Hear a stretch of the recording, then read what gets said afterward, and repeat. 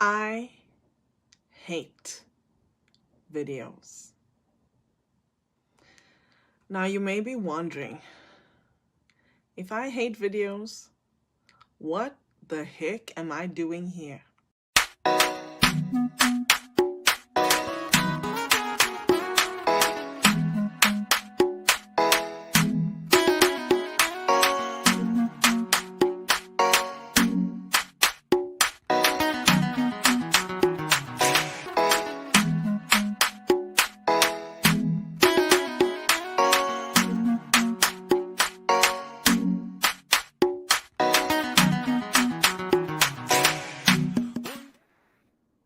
Happy Friday, everybody. Um, I am super excited because I get to spend some time with all of you.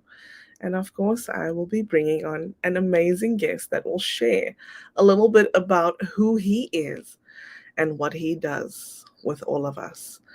If you're watching live, please drop us a comment and let us know who you are and where you're tuning in from.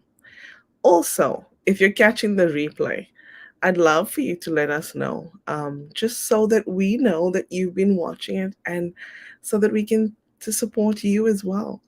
And hey, if you and I have not met yet, my name is Inge van Roy, and I am recognized as a connection catalyst. I help entrepreneurs break free from all the noise and the chaos in the world to develop a branding strategy so that they can stand out and connect with the ideal community. This show is brought to you by our wonderful sponsor, Africa Radio. If you don't know yet, I also have another show every Wednesday that is streamed to this particular platform. It is called Wonder Women Wednesday, and we get to highlight ordinary women making an extraordinary difference. Africa Online Radio is your oasis of entertainment. It is the place that you can look to bring you the very best in local and international music. And local is South African because Africa is a South African radio station. So if you'd like to support me during my show, you can do so by visiting this website that's scrolling across your screen right now.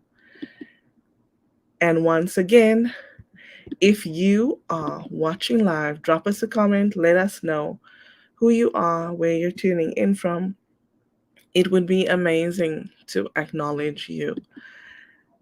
So, without further ado, how about I bring on my amazing guest, Julian Roberts. Good to see you, Inga. Good to see you too. Thank you for being here, Julian. How are you? I'm very good, thank you. Very good. I've had a busy week, but looking forward to the weekend. I'm slightly ahead of the curve with you in the UK here. Yes, that's awesome. A busy week, you say. I'm glad that we're here with you right now. So, Julian, why don't you go ahead and introduce yourself? Let people know who you are and what you do, please. Yeah, thank you, Inga. So I'm an executive leadership coach. I've been doing that for the last 6.5 years, and I help individuals, I help teams unlock human potential, and with a real impact in terms of creating people with a resilient culture, whether that's individually or as a team. That's in essence what I do. I love doing it. I've got a real passionate drive to see people fulfilled, satisfied, and really seeing their potential absolutely unlocked. I love that. Um, it's part of what I do too, because my show on Wednesdays is to help people overcome adversity so that they can become the best version of themselves. So unlocking human potential, right? What about a little bit about on the personal side? Well, in terms of what I do and why I do things, yeah, I mean, I'm I suppose, an advocate of the whole resilience piece. You'll often find me either running on a trail run. I've done many sort of ultra marathons in my time where I've sort of pushed the boundaries physically as well as mentally. Wow. Love going into the cold water. It's not so cold at the moment here in the UK. Well, it's not great weather, but it's still a little bit warmer. But love plunging into ice cold water, going in the sea when it's cold, and really, I guess, stimulating my mind and my body with that cold. I've got four daughters. One's in Canada and two are somewhere else in the UK, and one's at home. So yeah, lots going on in my life, and I'm married as well. So yes, a lot of things happening. I love that you're a girl dad. I'm a girl mom. I have three daughters. Girl dad. Yeah. That's why I've got no herring. Well, you and my husband can commiserate on that one. Oh gosh, let's say hello to the people that are in the comments first before we jump in. We have Whitney. She says, "Good morning from Katy, Texas." Wow, thank you, Whitney, for being here with us. Whitney is an awesome friend. Um, and she says, "I'm a great DJ." Thank you, Whitney. And we have D. Scott Smith. He says, "Hello from Independence, Oregon." And if you give me a second, I actually want to pick something up. 1 second.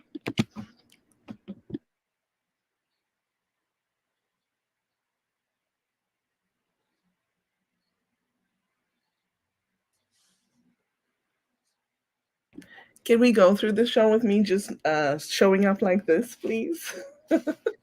As I hate video. Um, this is D. Scott Smith's latest book. It's called Business Networking, a Scientific Method. I just recently purchased it. So if you can, and if you're interested, please definitely check it out. Look. Oh my gosh. This is my friend, Dr. Nupi Aurora. She is in Manchester. So she's here to support us. She says, "Hi, my beautiful friend. Good to see you, Nupi. Thank you for being here. Oh my gosh." And we have Robert Berry saying hello.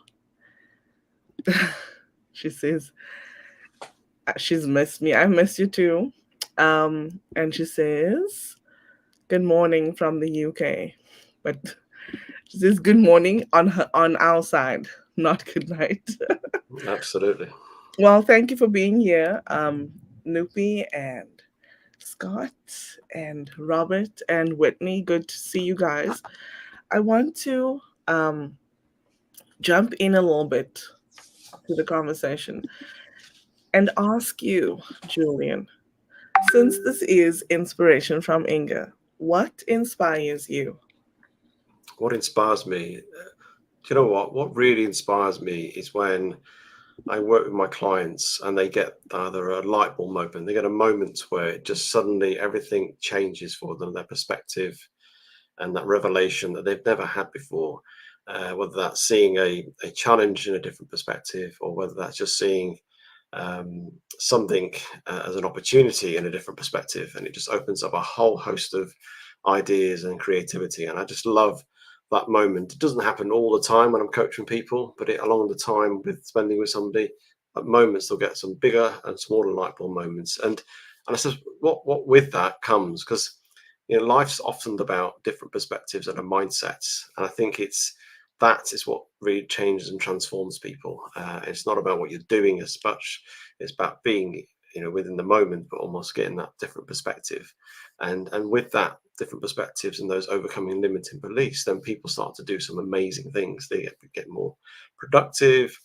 They get a better relationship with the boss. They start achieving the dreams they want to achieve, and they start being more satisfied and start doing steps of courage that perhaps they've never done before.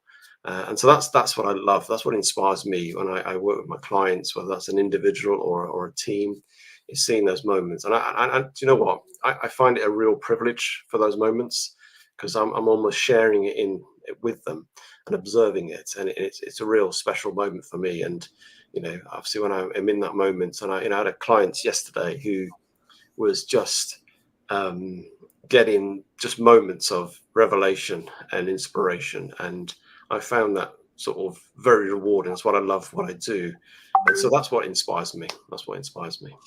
That's beautiful. Um, hmm. You know, that moment that you described is exactly why I love teaching and coaching. I'm not sure if you knew this, but I used to be a lecturer at a college when I before I immigrated from South Africa, and that was some of the best years that I ever spent because I got to see it up close and personal every Mm. single day. At least one or more. I mean, on a daily basis, I'm gonna tell you, I probably taught between 80 and 100 people. Wow. And it was so inspiring seeing that moment. In fact, I have a friend who owns um, a company that teaches higher education for adults, and especially those in underprivileged areas.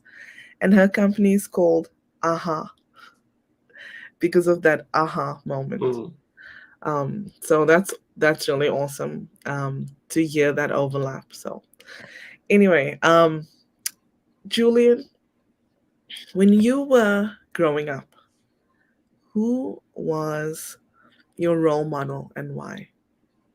That's an interesting one, actually. Um, because role modeling is so powerful, isn't it? And I know when I've been a leader in an organization, I'm a dad, I'm a friend, I'm a heart, I try to be a good role model. And I think there's, you know, even now, me being on this show with you, I'm role modeling something, whether that's positive or not so positive. Um, and I'm thinking about this in terms of who was my role model. And naturally, you would say your dad, but my dad, unfortunately, wasn't the greatest role model for me. In terms of growing up, and so interestingly, it was probably my brother. He was older than me. He was 4 years older than me, and he was always ahead of the curve, as I guess in a sense of age, but also doing things and the exploits he was doing and pushing the boundaries. And probably not consciously at the time, he wasn't a role model. If you asked me when I was like 12, 13, I wouldn't have a clue probably at that time.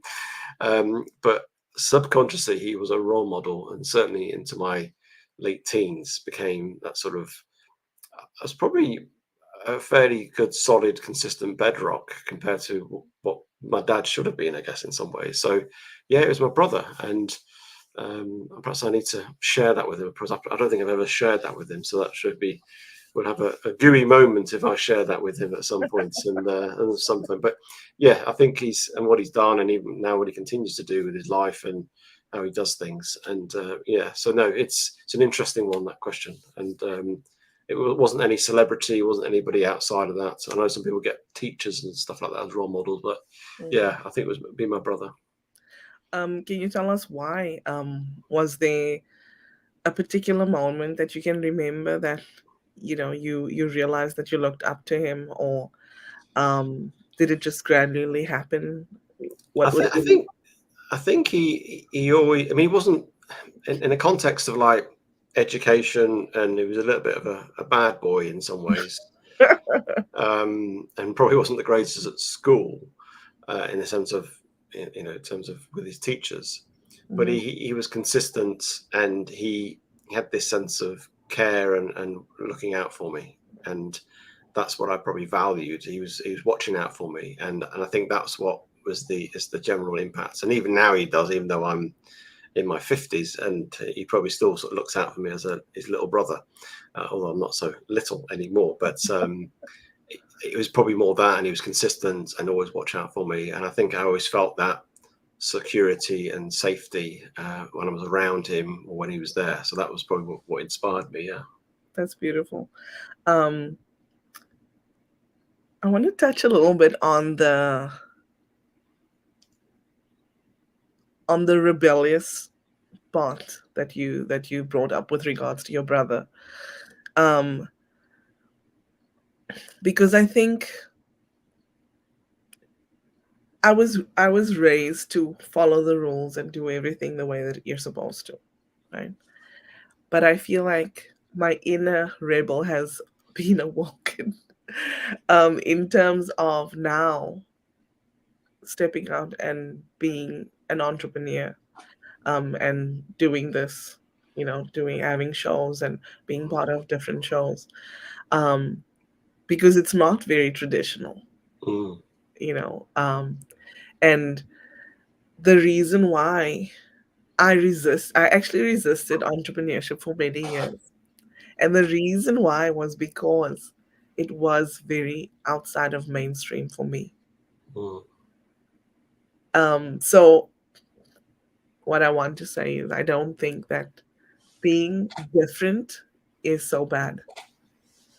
No, not at all. My brother was rebellious and Yeah. still tends to be rebellious, but he became, I would think, an entrepreneur from the year dot, or when he was 20, he was an entrepreneur setting up businesses constantly. I went more the traditional corporate route, Mhm. not so much follow the rules, but just did that sort of normal thing. But deep down within me, there was probably this entrepreneur fighting to come out, and to be honest, it was probably I needed courage to take that step, which I Yes. took 6.5 years ago. And so yeah, he's always been, he can't work for anybody because of that. So yeah, so he was, and I think we need people who are, Yeah. rebellious in the right sense, to disrupt, to Yeah. create new innovations and Yes. do things differently. And and even now, and I do lots of things differently than what I've done before. And being an entrepreneur, getting yourself out there and putting yourself out there, it takes courage, but you have to be disruptive with it. And not everybody likes that. Nobody thinks it's a great idea because they're in their own sort of safety and think Yeah. actually what you're doing is a bit disruptive. Well, it is. That's meant to be, because you're trying to mess things up. And it's like with my clients. Sometimes I challenge my clients. It's not just me just asking nice questions and sort of cheering them on, which I do, and I create accountability. But also I'll bring some challenge to them, challenge to their thinking, and that means being a bit not rebellious, but just trying to make them think a bit differently about what they're Different. already thinking. That track that's always been there. Yes. What is the saying? If you want something, what is the saying? I need to look for it now. But if you want to have something different, you can't do everything the same. That's Einstein said that, isn't it? Yeah, doing the same thing over and over again and expecting different results is an insanity. Yeah, and it is. It is. I mean, we all do it, and I always, in my own business now, is if I'm not getting the different results, I will think, okay, I need to change something. I need to do Yeah. something different, not just for the sake of doing something different, but think about it, take the feedback on what I've done already, and then take some insight from that, and then Yeah. redo things, and then I'll get a different result. And then that's how we should work. But Yeah. it's when, and I get that with clients, they keep doing the same thing, and I think you're going to get the same results, then, aren't you? Yeah. Yeah. Right. Um. Okay. So I think I may have shared this with you already, but I'm gonna say it again. When I before I started live streaming, I had people asking me to be on their shows, and I was trying to run for the hills as far as I could go. um, just because, like I said, it was very outside of mainstream. Mm, Um, but the first show that I was ever part of, the guy knew that I was very nervous about being part of it, and he said, "Okay, why don't I give you the questions so you can prep?" So he gave me the questions, and the one question that he asked me, there was one that he asked me, I think it was the final question, or in any case, he said, "What is your life statement?"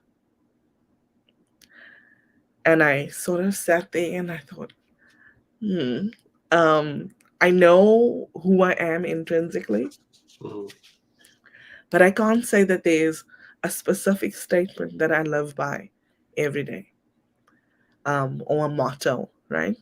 mm. Um, so I wrote one and I developed my own. Um, so do you have one, or is there something specific that you feel is your guiding principle? For me, it'd be my purpose. And I've already said it previously. It goes back to this. And anything I do, the reason I came on the show, the reason I set my own podcast up, the reason I do coaching, the reason I do network, whatever I do, and in terms of my marketing, is linked to all about unlocking human potential. That's what I'm about, and helping people become more resilient. That is my purpose, and that's not just in the context of the business; it's in the context of my personal life, whether it's my children, whether it's me. In everything I do is all about that, and that's what I root myself in, is being able to help people to unlock that human potential, but also be sustainable in that by creating a resilience mindset and resilient way of life that enables you to live out that sort of potential. I really like that. And one of the reasons is because I always acknowledge that, regardless of who you are, of the road that you're traveling, we all face adversity. Mm, totally. And so we really do need to develop that resilient mindset so that we can overcome that adversity and still continue to reach out to really live out our potential. Um, so I love that. Thank you. Let's go to the comments. I see quite a few people popping in. Let's see. Oh my gosh. Scott, if you're still here, you're welcome. And Nupi is glitter bombing us. And we have Catherine. She says, late to the party, but I made it. Thank you for tuning in, Catherine. And she says, it's not about what you're doing, it's about what you're thinking. A change of mind will change the ability to do something. Yes, I agree. And we have Kareem Chebi saying hello. Thank you for tuning in, Kareem. Nubi says it's the most rewarding and uplifting feeling. I love that. And Catherine says when you see someone's possibility light up inside them, it fires up your possibilities as well. Beautiful. Thank you. And Nubi's just commenting on my friend's company name. Aha. Yes, it's awesome. We have Karen Rivera tuning in. She says, greetings from Piney Woods of East Texas. Thank you for being here. Oh my goodness, you guys. And Catherine says, a dewy moment. I love that expression. A dewy moment. That's beautiful. We also have Laura Merlando tuning in. She says, happy Friday. We are all role models to someone, intentionally or unintentionally.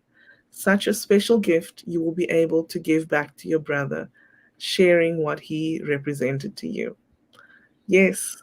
Can you let us know what happens? I I would love will. that. I would love that. That's beautiful. I love um such moments. Catherine. Oh, and please remind me, Julian, one of my favorite disruptors. I'd love to introduce you to him. He's in London, in the UK as well. Okay, brilliant. Catherine Lang says disruptors and instigators. And she says, if you want different, you have to choose different. If you want to move, you have to go. Yes. And we have Alton tuning in from Cape Town. He says, hello, everyone from Cape Town. We all need to recheck because of the Einstein principle, but we often fall into the trap of complacency. Yes. And Catherine loves what you said, unlocking human potential. And Scott says, my life phrase um, was from the Bible, Paul to the Church of Corinth. Bear with me in a little foolishness, but indeed you already are. I love that. That's so cute. Um, oh my gosh. Okay. So we've gotten to know you a little bit, and I want to remind everyone why um, this part is so important to me. It's because of the principle of Ubuntu, and Ubuntu means humanity to others. It's often described as reminding us that I am because we are. Um, so let's jump into the networking side. For you, Julian, what is your take on networking? How do you approach it? How do I approach it? Well, when I first started networking a number of years ago, I suppose I saw networking, which people do see it as a business thing to just get business. And I think I went to networking with that mindset, which wasn't really helpful. It wasn't really helpful because you get quite disappointed because you don't get the leads. You tend to just focus on people for what they can give you. And so I realigned it. I realigned it back to, I suppose, back to my purpose again. And I started to think, okay, I need to think this differently. And I do a lot of this with my clients as well. Instead of having goals and things like that, I have more about intentions. And so I set my intentions when I go networking, and my intentions to any networking, whether that's when I was meeting you, sort of, was it less than a year ago now, through to somebody in an in-person meeting, is my intention is to connect with people, and my intention is also see if I can help them, and that is it. I don't go with any objective of getting leads, getting business. I don't put the pressure on me. I don't do that. And what that does for me, and I know it does from a psychological and also a physiological point of view, is if I've got an intention to connect and help, then my language, from my what I say, my tone, my body language, how I interact, my expectations will all come across, and people will feel that. I hope that I just want to connect with people, build the relationships, and see if I can help them. And simple as that, and how I can serve them. And that's what I do, and that's how I approach it. And I found that far more rewarding, far more enjoyable, and also, and as a side to that, I've created more business. And that's not my intentions, but that's what's happened, because then people go connecting with me, want to have one to one, realize I can help them with something, and then we can work something through. And that's how it works, just by building relationships. And that's how I approach it. It sounds very sort of wishy-washy in some ways, because it's not very hard and focused and all about getting results, but it's far more powerful because it aligns more back to my purpose, and my purpose is bigger than me anyway. And so Mhm. that's how I approach it. That's beautiful. Um, I think a lot of people think that you need to be very results driven when it comes to networking. Um, but then what does that do? It turns it into something called an impersonal, Mm, right? Because then you're just driven by vanity metrics. mm, You're driven by just really what you're doing is you're turning people into numbers. yeah. And how would you feel if somebody had to do that to you? I know Well, what it well, feels well, you feel it, don't you? When you go to those meetings and you feel this person, just find out what you do to see if that aligns to their objectives. If it does, they continue, but they just go into like sell mode, or just like. pummel you. Or if you're not their target, they move on, and you Yeah. just feel, you see this person walking around the room, and I just the language, everything shows that they're just not interested in you. They're interested in their money getting from you. That's all they're interested in. I had an example Huh. recently where I went to an in-person networking meeting and I go with that. I almost, before I go in, I always tell myself my intention is to connect and help. That's it. So I set myself up, set my RAS, my reticular activating system in my brain to do that. And I was talking to this lady, and I was just asking lots of questions. I always ask lots of people things like, what's your big dream? What's your purpose?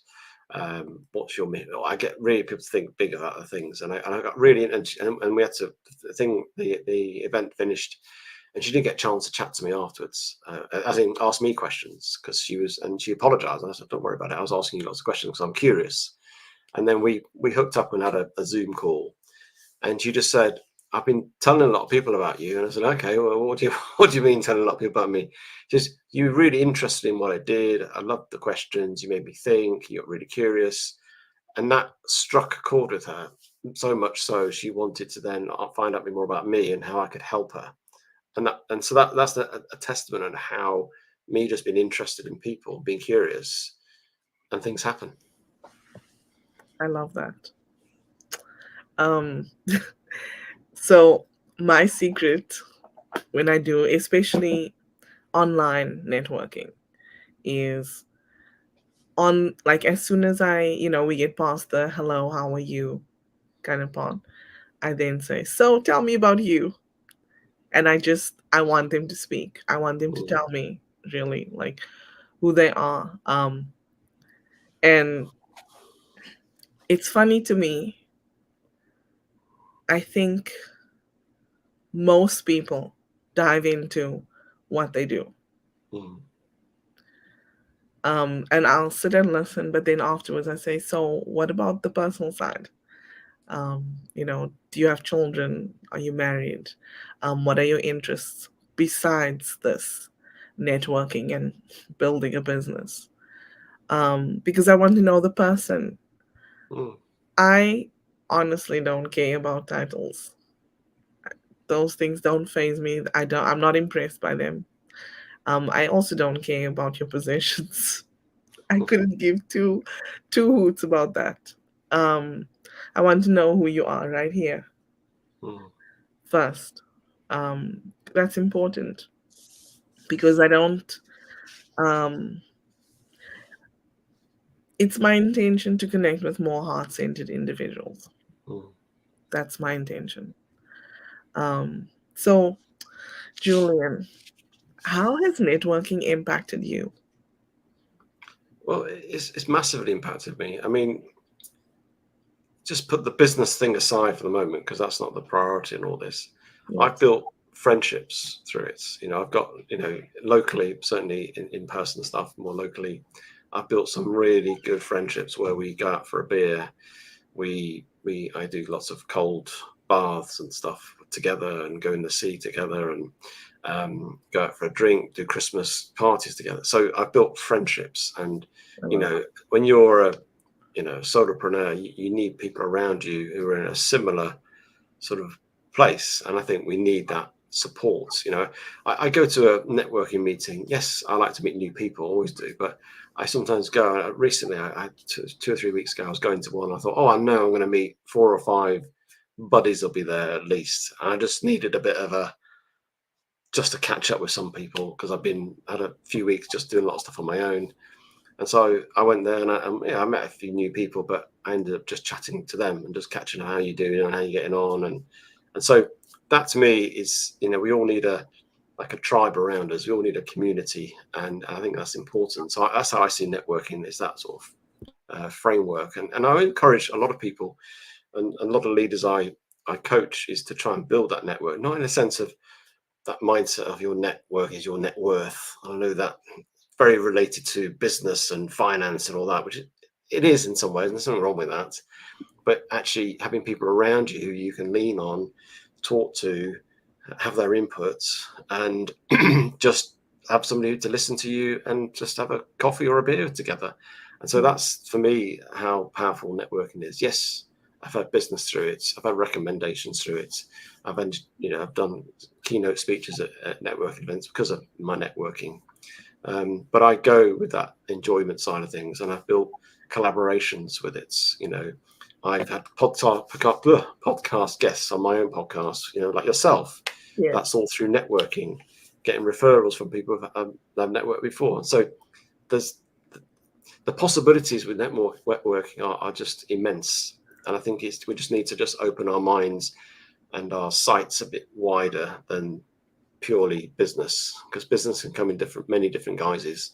And I think that's the sort of way to think a bit more about it. yes. Um, for me, I have a show. I have two shows because of networking. Um, I've written a book because of networking. I've had speaking opportunities because of networking. But best of all, I've made a lot of friends. Mm. People that I can call on and say, you know what, like, I really need you to pray for me. I'm not feeling well. Or this has happened. I need you to pray for me.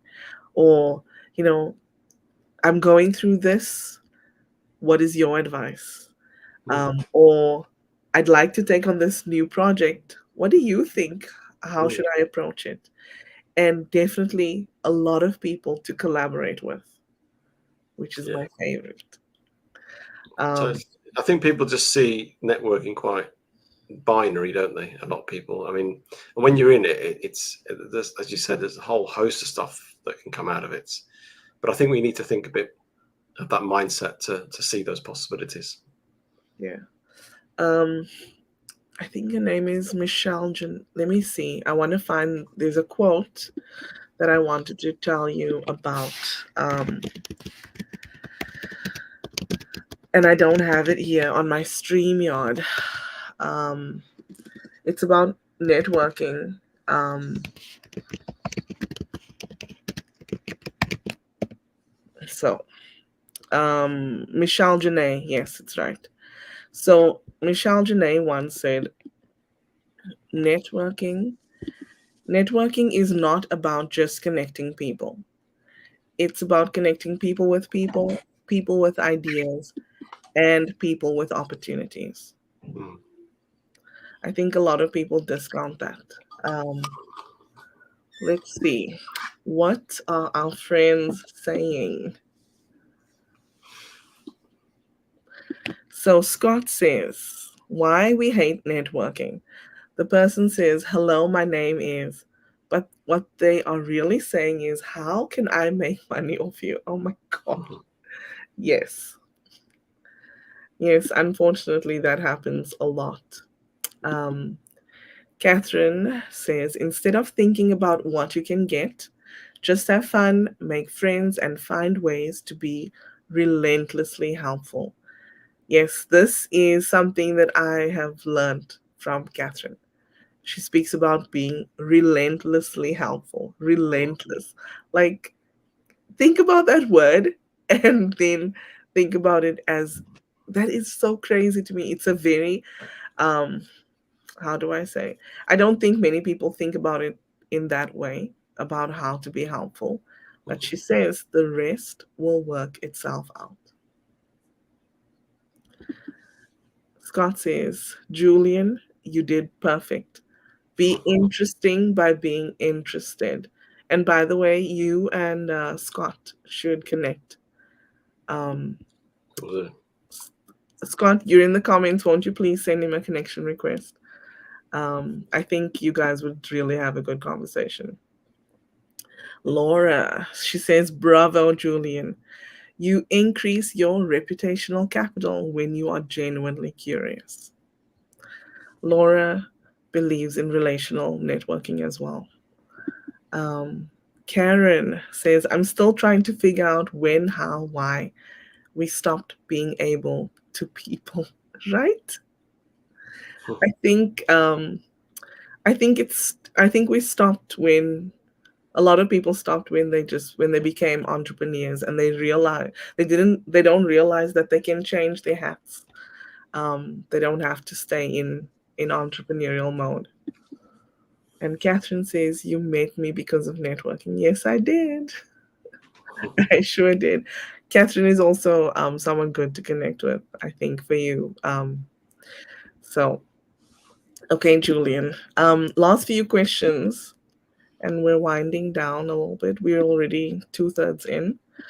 Um, how do you leverage a platform like LinkedIn? What is your approach to using LinkedIn? You have one? To have a approach. I do. I mean, it's similar to how I network. Really, there's nothing much different. You know, be helpful, be curious, and connect with people. And that's what I do. I don't spam people. I genuinely, you know. engage with people, wanting to, when I connect with people, I want to try and, get on a Zoom call to connect a bit better rather than just looking through their profile, and Mm-hmm. try and genuinely build relate. Now, there's a limitation to that. You can't do that with everybody, clearly. No. Um, what I often do is interesting. Is when I put a post out there and people engage on that post, and I'll then try to engage back, and then and often go, and if I have not spoken to them before, or it's been a while, I'll then go into the message and say, hey, thanks for commenting on my post, or whatever. It'd be lovely, great to catch up again, and let's have a Zoom call or meet up for a coffee, depending on the locality. And so I see it as the same thing, really, and try to be genuine in that approach. From a social marketing media point of view, I do post sort of 4 or 5 times a week. Yes, I do put stuff out there. I do a live like yourself on my podcast, which you've been on as well. And that will be released soon, that episode on my podcast in terms of iTunes, Spotify. And Awesome. so, and I find that is quite a good way of engaging, because people then see you for who you are. And that's why, I don't naturally, a bit like yourself, really want to be putting myself out there. And it's interesting, a number of years ago, I did the podcast, and it's like, it's not a sort of thing I naturally would do. And the reason I do it is because it goes back to my purpose. That's the reason why I do it, to help organizations thrive by having these guests who talk about whether it's networking, how they've rode an Atlantic on their own, or they've climbed a mountain, or they've managed a crisis in a company, or they've helped develop psychological safety, what it is that helps organizations thrive. And it's all linked to the purpose. And that's why I do what I do. Mm-hmm. Years ago, I didn't, and I'm still not really on Facebook, because I was not into all that personally, but I've really got into LinkedIn because I know I can then help other people and aligns to my purpose. So everything I do is going back to my purpose. And so it doesn't mean I don't get it right all the time, and things I make mistakes or miss things or all that sort of stuff. But that's how I approach it. I love that. What about net? Are you part of any networking groups?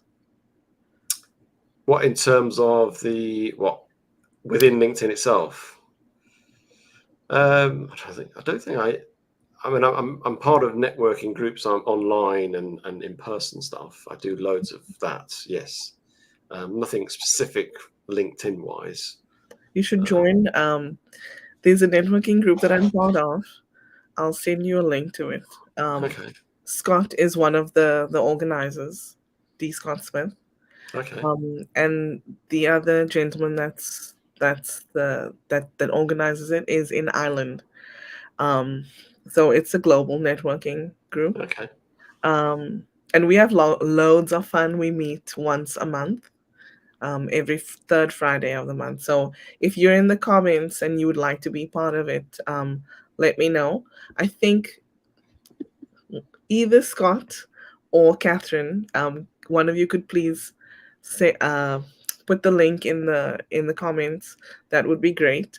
It's called the Global Tea Break. okay. That sounds great. Yeah, that would be awesome actually. Let's see. I want to see.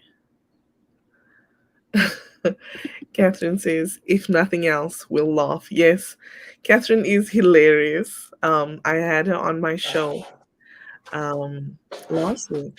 Was it last week, Catherine? I think so. Last week or the week before. Catherine was on my show, on my Wednesday show, and we spoke about laughter actually, because that is what has helped her overcome adversity. So it was awesome. Um, and Scott says, Julian connection request sent. And look, Fantastic. hello, Katie. Thank you for popping in. She says, good morning, everyone. Happy Friday. Awesome to see you. Katie is in Wisconsin and she loves cheese and wine. We love you, Katie. She's also the manufacturing hype girl. Um, so she is really, if you want to know um, what kind of topics are trending in manufacturing, check out Katie. She has a post once a week, every Monday, about that. Scott, you're welcome. Theglobalteabreak.com. Anyone? Yes, please, Laura, come and join us. We're meeting next week. It would be nice to see you there. She says, I would love the link too, please. Thanks. You're welcome. Come, everybody, come and join us. Scott says, we even started the tea break before the pandemic lockdown. That was fortunate. Um, and Whitney says, hello to you, Katie.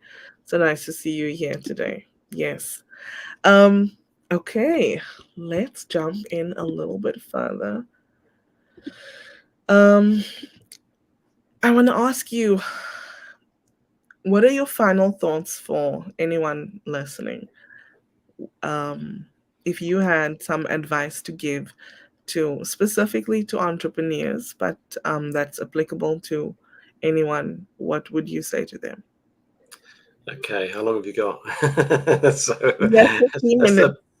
a big question. Now, I think, and it goes back to resilience really, because I think often people just assume resilience to be just about getting up and getting back on with it and grit, determination. There's an element of that, but Mm, for me, the key thing with resilience is about before you get back up is what did you learn about that scenario, that situation that knocked you down or got in the way, or what was the learning piece, and take time to pause, reflect, and do that learning sort of cycle. And I'd always say to any entrepreneur is, try things, do things, and reframe things like failure or things didn't work with there's feedback in that scenario. There's wisdom in that. There's insights, and so before you move on to try something different, take that learning loop of why did things didn't quite work out as you'd expected. And I think we don't do enough of that. Stopping and pausing and reflecting and then thinking what was the wisdom, what was the insights into that, and use that to then re-establish what we do next. And so I think for me, all the pitfalls that I've done, I've then tried to then go back and reflect, think, okay, did this, launch that didn't work, rather than seeing it as failure or that's rubbish, I won't do it again. Actually, what can I learn from that? How can I do things differently next time? And so that's what I would say best advice really for any entrepreneur, anybody really, is to make sure you take time out to stop and pause when things don't quite go right or as planned. And what did you learn from it? Almost do a debrief on yourself. mm, mm. I like that. Um, yes, I really like that. I think where people fail really is in thinking that failure is the opposite of success, Mm, because it's not. Failure is actually part of success. it is, yeah. Um, if you think about someone like Thomas Alva Edison, who invented the light bulb, you know, like if you Google it, it says that it took him 1,000 tries before Yeah. he actually did it. So what he did was he was learning every time how not to do it. Mm. Okay, that doesn't work. Let's try this. That doesn't work. Let's try this. Um, have you ever had cherry pie, Julian? I have a cherry pie, yes. Okay. And do you like it? Yeah, I think with custard in the UK, we'd have custard on that. And is this homemade or store bought? I've had both. Yeah. And when it's home, well, whichever, have you ever encountered any seeds in the pie? Oh, yes. Yeah, yeah, yeah. So but you still ate it, right? Oh, yeah. Just spit that out and then carry on. Yeah. Right? Exactly. So, life is like eating a cherry pie. Mm, I love this analogy because, you know, you eat the cherry pie, you don't stop eating it because you encounter the seed, you spit it out and you continue. So when you are trying something different, it's like eating cherry pie. mm, And when you fail, that is the seed. You don't stop because you fail, you spit it out and you continue. So take the lesson, which is, um, you know, take that lesson, but Mm. discard the rest. Discard the Yeah. rest. So you discard the cherry seeds.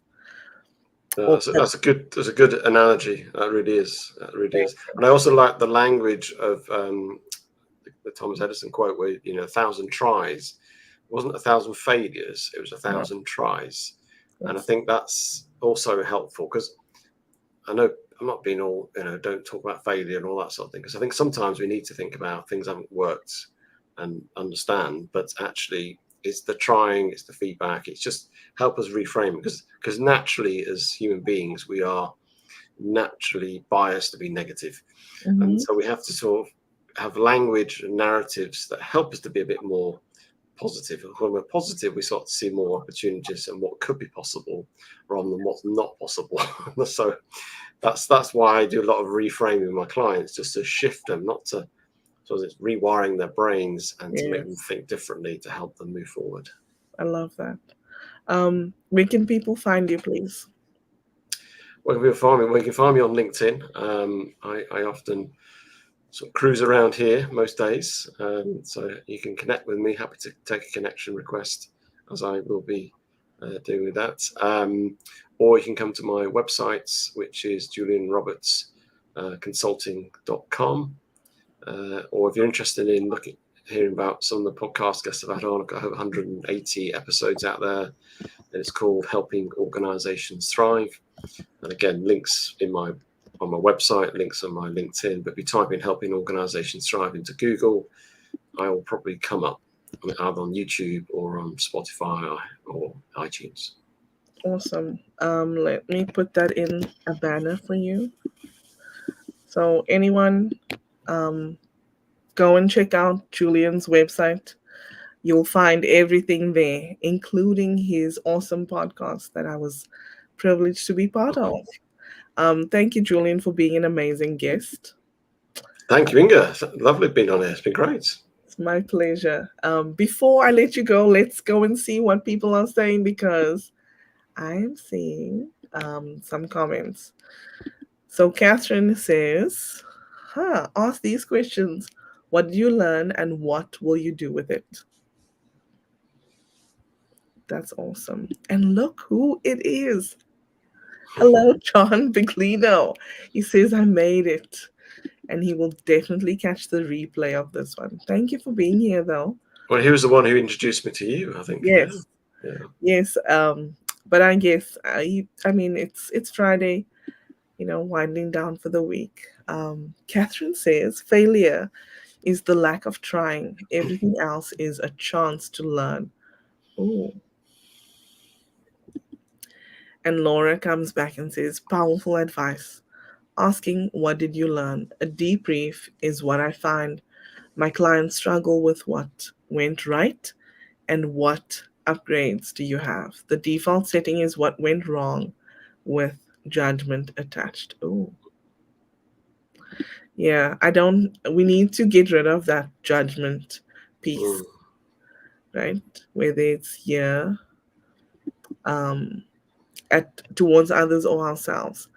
Karen says, fail means it spells out first attempt in learning, or 565th attempt in learning. Oh my gosh, yes. And Lauren says she loves the cherry pie analogy. We also have someone else popping in. Hello, Gabe Leal. Awesome to see you here. We need to have a call, Gabe. If you're still here, I'd love to catch up. Um, and he says he's here to watch and support. Thank you for being here. And Katie says, me too. I think I will need to go back and hear the parts I missed. That's okay. Um, it's here whenever you want to. But Julian, thank you so much for being an amazing guest. I want to wish you a wonderful weekend ahead. And when we have time, could we please have a call um, outside? Indeed. Indeed. Yeah. Thank you, Inga. Thank you for being such a wonderful host. And yeah, really appreciate being on the show. And so, yeah, thank you. You have a good weekend too. Thank you. I'll send you to the green room as I wrap up this. If you can wait for me, I'd love to have just a few minutes with you. And if you're still watching, thank you for being here. Thank you for spending a little bit of time with me. Um, it's Friday. Go out there and make it an amazing day. Katie says, I have been failing a lot with the new clock position. That's okay. As you fail, you will perfect. Thank you, everyone, for being here. Make it an amazing, amazing weekend. And I'll see you back here next week, Friday, for another episode of Inspiration from Inga. Take care and be blessed. Bye now.